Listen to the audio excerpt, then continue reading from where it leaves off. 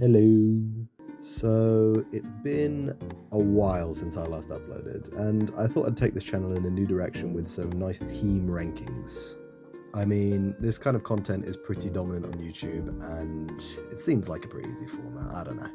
And the best part is, it's just my opinions, so don't take whatever I say too seriously. Today, I'll be ranking all the Premier League winners by how good their overall season was, in my opinion. My criteria will primarily be performance in all competitions, but I'll also factor in the importance of the season in revitalising the club. You know, I could just give whoever won the most trophies the highest scores and call it a day, but who'd want that? We're getting spicy with it today. With that said, let's get the list started with number 33. Yes, the squad is not even worth selling. It's difficult to believe that a season as mediocre as United in 96-97 could even yield a trophy, but it did, so good for them, I guess. Yeah, in hindsight, this title-winning season doesn't have anything that other title-winning seasons don't, while also being much worse across the board. Compared to the others, the only saving grace this season has was that United appeared in the Champions League semi-finals, where they were knocked out by the eventual champions Dortmund. And even then, it was a reduced format, so yeah. You might have expected to see Blackburn Rovers a little bit higher, considering this was their first league title in 81 years and a massive achievement for their club. However, there are a few things holding the season back, one of them being woeful performances in other competitions. The other is that after a loss on the final day, they were reliant on Manchester United to get a draw in order to win their league title. They got it across the line, so you have to give them some credit, but this is easily one of the least impressive titles in the Premier League era.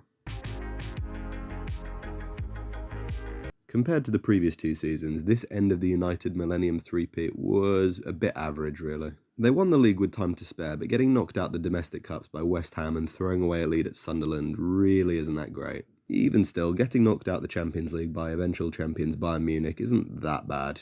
Reflects decently on them. Okay, this is going to be one of my first controversial opinions, but I really don't think United's double-winning side of 95-96 was all that.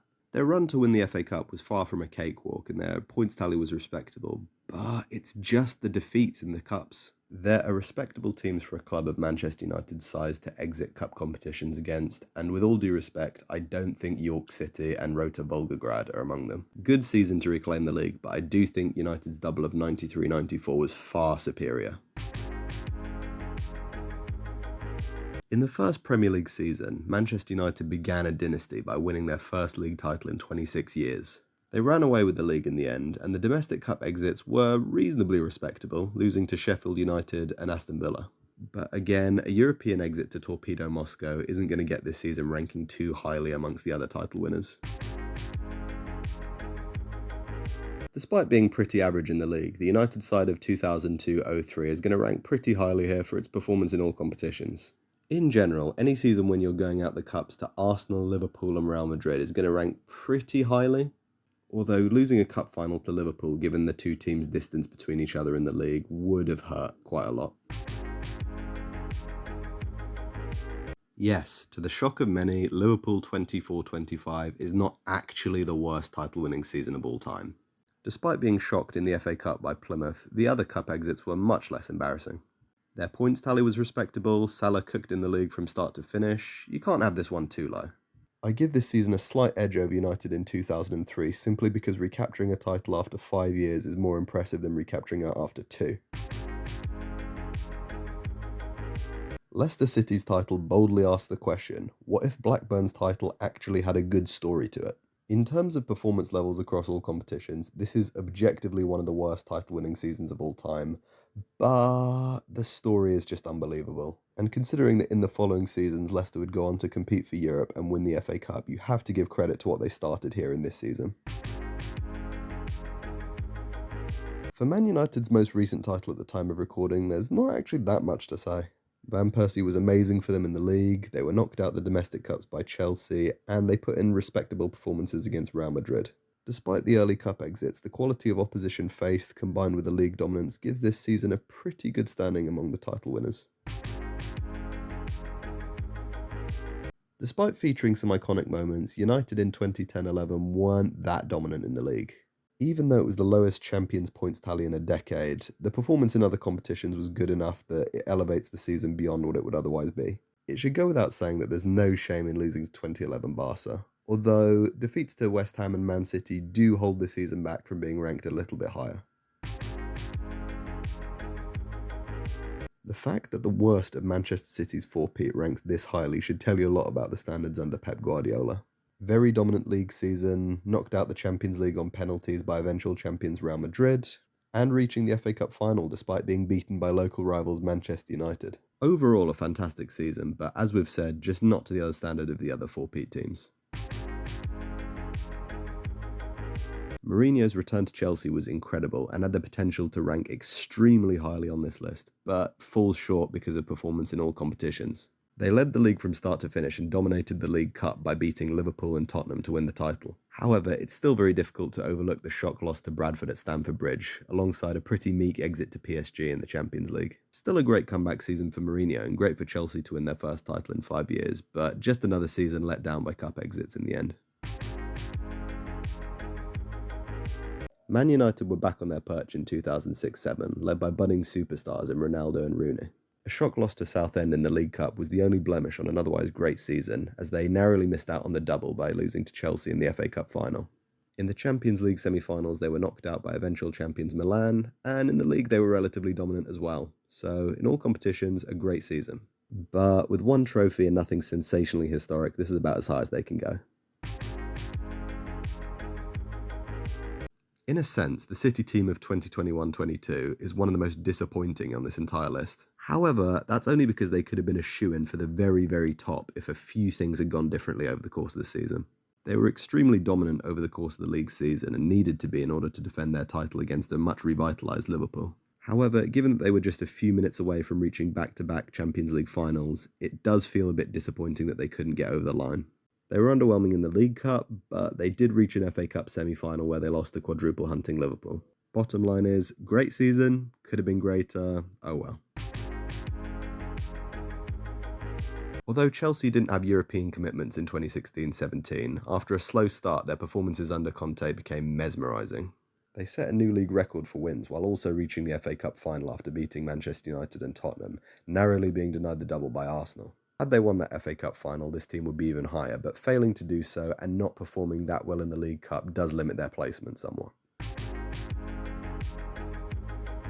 United's 1999-2000 season is a bit bizarre compared to these other seasons. They decided to just not participate in the FA Cup, having been invited by FIFA to join the inaugural Club World Cup in Brazil. They rank this highly because they dominated the league like no team had to this point, alongside not having the most embarrassing of cup exits. In the League Cup, they lost away at Aston Villa, and in the Champions League, they were knocked out by eventual champions Real Madrid. It was a come down following the treble season, but if we're being honest, that was probably inevitable, wasn't it? Chelsea's 2005-06 has a lot in common with Manchester United's 1999-2000 season, in the sense that it was a come down from one of the best years of all time. I put this Chelsea side above that United side because I do think their league dominance was slightly more historic overall. In this season, Chelsea won 18 out of their 19 home games and had an impressive run to the FA Cup semi-finals where they were knocked out by Liverpool. As we've established, losing to Barcelona in the Champions League in this era is no crime, but getting knocked out of the League Cup by Charlton on penalties isn't great. Overall though, a great title defence that established Stamford Bridge as a fortress for years to come. When Arsene Wenger brought home Arsenal's first league title in 7 years, it was accompanied by the FA Cup in an amazing double-winning season. However, when judged against other all-time seasons, we have to acknowledge that the FA Cup run itself wasn't that good, and the performance in all competitions was a bit lacklustre. Even still, the impact of this double can't be overstated in how it re-established Arsenal at the top level. It was an impressive title win for City in 2013-14, even if it was overshadowed somewhat by Liverpool's late collapse. The main blemishes on this season are being defeated by Wigan again in the FA Cup, alongside a pretty meagre exit to Barcelona in the Champions League. However, even if they didn't need to beat any of their major rivals, winning the League Cup does put this season above quite a lot of the others. When Liverpool declined after their first title of the Premier League era, we should have known that Pep Guardiola's Man City would be there to pick up the pieces. They won the league without much competition, but did have a very good run to win the League Cup, beating Manchester United, Arsenal and Tottenham. They were knocked out of the FA Cup and Champions League by Chelsea, but reaching their first Champions League final does put this City side above most other teams on here. To end a 44-year title drought, City 2011-12 was about as magical of a season as you could ask for, although their fans might have wished it would be a little bit less nervy. Although they didn't perform as well in all competitions as the seasons I've just mentioned, the significance of this title is what puts it over the others for me. Overall, just a fantastic season of league dominance where the margin of their 6-1 victory over Man United actually mattered since the title came down to goal difference. As I mentioned earlier, United's first double was by far the better one, since this one actually came close to the first domestic treble. The runs themselves weren't quite as impressive as later ones would be, but this is still an all-time great season for level of dominance across all competitions. The only blemish was an early exit from Europe, but even then, still a highly ranking season. Despite registering fewer points than the Mourinho-Chelsea sides, Ancelotti's double-winning side of 09-10 were ridiculous in certain games. There's no better example of their legendary firepower than beating Wigan 8-0 on the final day to win the title. Alongside this, they posted a great run to win the FA Cup, conceding only 1 goal in 6 games and dominating from start to finish. Overall, a fantastic and overlooked season. If a season can rank this highly in the list with only 1 trophy, you know that 1 trophy was special. The worst of these exits was to Middlesbrough in the League Cup, but none of these exits were particularly bad. To be honest though, being able to maintain a 38-game unbeaten streak despite being knocked out of all other cup competitions does demonstrate some remarkable mental strength. Still, all-time great season and a legendary accomplishment.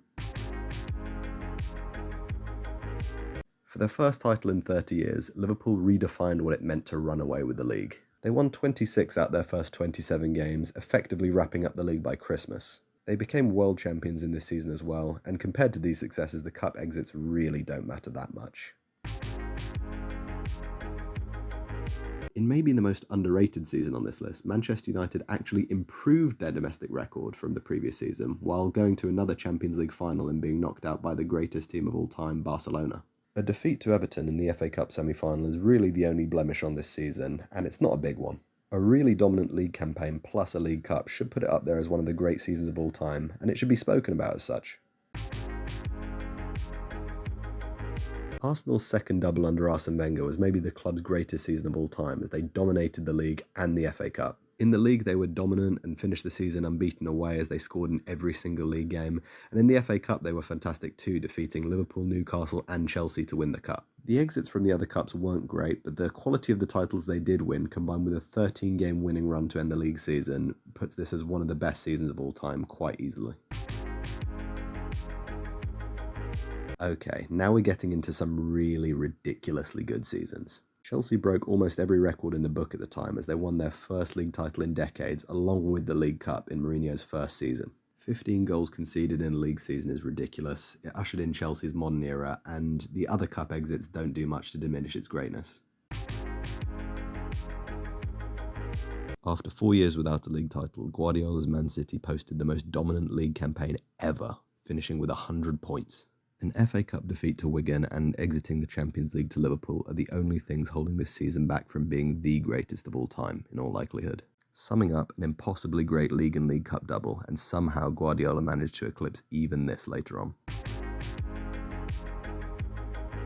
After their local rivals had failed to do so a quarter of a century earlier, Man City would complete the domestic treble in 2018-19. This season ran even closer to perfection than the last one, with a narrow defeat to Tottenham in the Champions League being the only blemish on an otherwise insane season. Highlights include beating out Liverpool in the most high-quality title race of all time, beating Chelsea 6-0 in the league, and delivering the same scoreline to Watford in the FA Cup final. Maybe it's unfair, but this one almost gets marked down a little bit for following the Centurions, since the greatness was just to be expected at that point. But even with all that considered, for sheer style, this might be the best season of all time. In the heart of their second Premier League three-peat, United found virtual perfection in 2007-08. This season was only marred by an FA Cup defeat to eventual champions Portsmouth, as United rotated in the League Cup. Meanwhile, United dug deep to win both the Premier League and the Champions League in the same season, establishing themselves as one of the best sides of all time. In terms of having a balanced team, this squad was virtually perfect with no real weak points, and deservedly established themselves as the best team in the world at the time. After 2 years of seemingly getting closer and closer, Pep Guardiola's Man City would finally win the Champions League in 2023. However, they would also win their third Premier League title in a row alongside an FA Cup to complete the most inevitable feeling treble of all time. Not much to say beyond that. They dominated domestically, dominated in Europe, dominated bad teams, dominated good teams. It was domination start to finish.